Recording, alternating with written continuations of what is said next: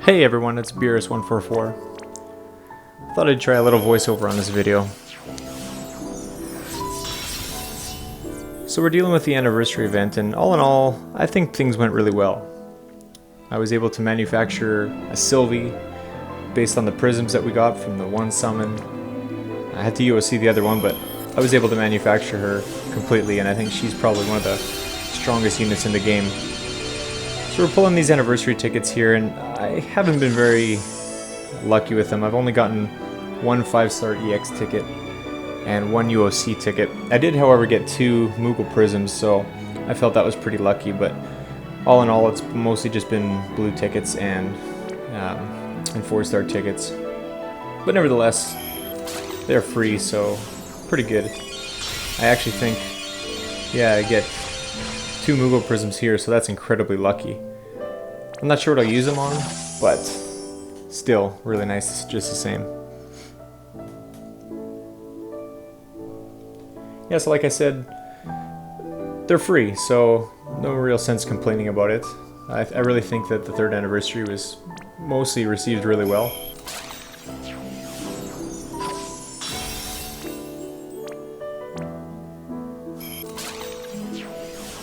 Although I decided to save up some tickets, and I wanted to try out, see what kind of units were coming in the future.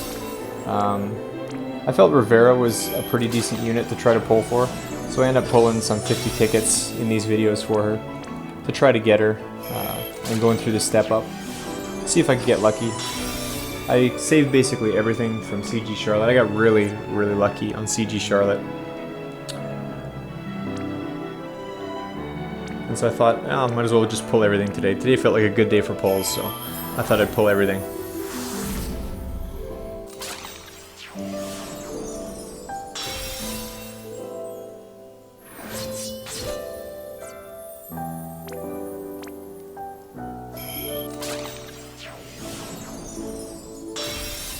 If you notice at the beginning of the video too, I voted for the global exclusive, the NPC option. I really feel like Global's been doing a lot, moving in the right direction, and I kind of feel like I want to give the creators some more opportunities to let's just see what they can do. Just be creative, let them loose, and just see what they can create. Yeah, I feel like Global's, it's on an upward trend right now. There's been some real dark times in FFBE Global. I quit even for a couple months there because there was just no content. The game was almost unplayable. There was bugs. It was really poor, and I wasn't the only one that quit. There was a mass exodus there for a little while, but they've done a really good job at. I feel like straying away from JP has actually been Global's strength, because we all kind of know what has been coming, you know, from the JP side. And, you know, we're expecting it, and if it doesn't come exactly the right way, everybody gets mad, or, you know, maybe stuff does come, but we've already got units that were overpowered anyway, so, you know, like, it wasn't like a great big, you know, like when Axstar came. Like, everyone has been waiting for Axstar for, like, a whole year. It's all anybody talked about. And then when it came time for him to come, well, we already had Esther, so, like, it wasn't a big deal at all that Axstar came. But I feel like the more they stray from the Japanese version, the better the quality of life is for us. Take, for example, the Chamber of the Vengeful. I mean, it's exciting having a boss that we don't know anything about. You know, the whole community's got to come together and try to figure out what you're supposed to do to beat this boss. And so for the first time in a long time, I've been excited to play this game, because really, you know, it's not as simple as just looking on the Wikipedia, or, you know, looking at some past JP content and saying, okay, we can clear this in one shot doing this, or we could do whatever. But you actually have to put some thought into it. It gets the community back together again, coming together and trying to figure stuff out. And I think the more that they do that, the more that they come up with global original units, the more that they come up with global original trials, the more that they put some actual effort into the game, so that we can't just look ahead and say, well, this is coming, you know, and we know everything's gonna happen. You know, if we all know what the present's gonna be, we're not as excited.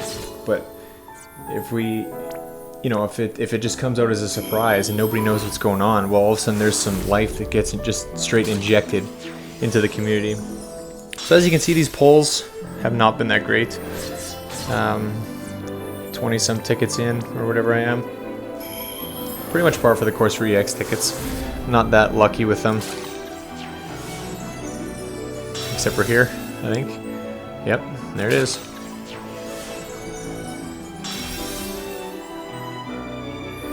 Seaside Nickel. First one, not really interesting.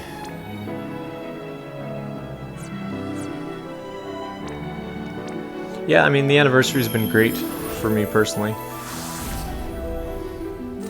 It could have been better, you know, you hear lots of stories of people getting, you know, a ridiculous amount of rainbows, or the like, I know some people that got 4 or 5 UOCs from the tickets, from the anniversary tickets.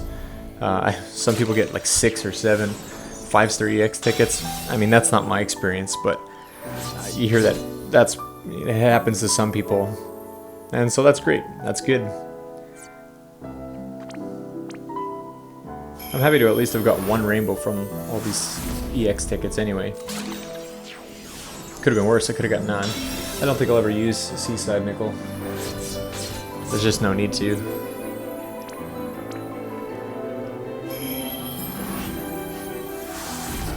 I haven't had a real chance to look at the ability awakenings for the CG units.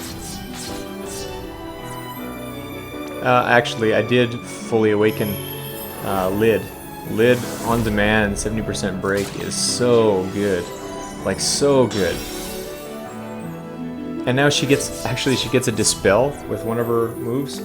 They change it to dispelling status off an enemy. That is actually super useful.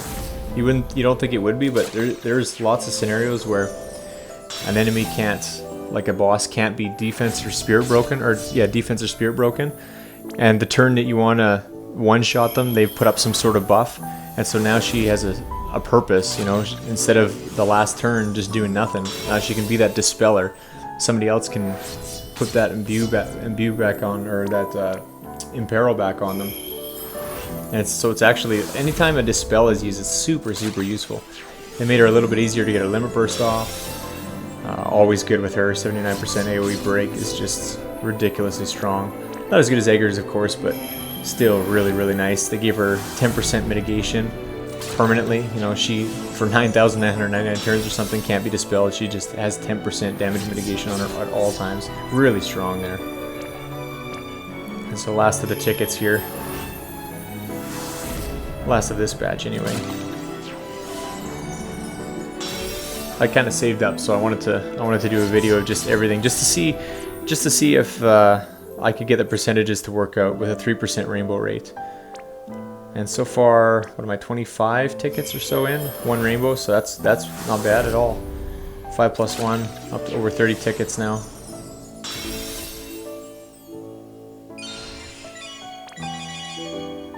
Pretty standard. 2 lotties. 2 lotties. I mean, sometimes I look at these things and think, what are the odds?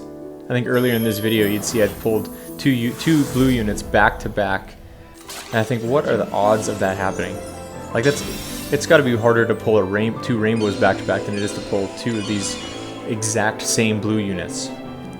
I don't know. Sometimes I'm a little bit superstitious, not understanding the way the game works, but I'm sure it's not as quote-unquote random as we're led to believe. So I think that's 2 5 plus 1s, no rainbows. 3 of them, no rainbows. That's like just about 60 tickets with 1 rainbow. So yeah, we're getting close to where we should be pulling a rainbow pretty soon. So I got the premium 10 plus 1 here. So this is a guaranteed, the first one is a guaranteed rainbow, so then there's 10 more units. So in theory there should be at least a couple rainbows coming my way on the math.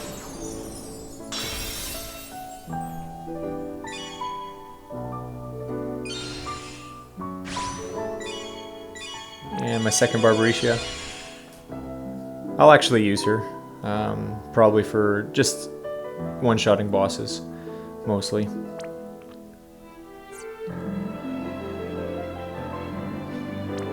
And so that's it for all those tickets. So now I want to start in on Rivera.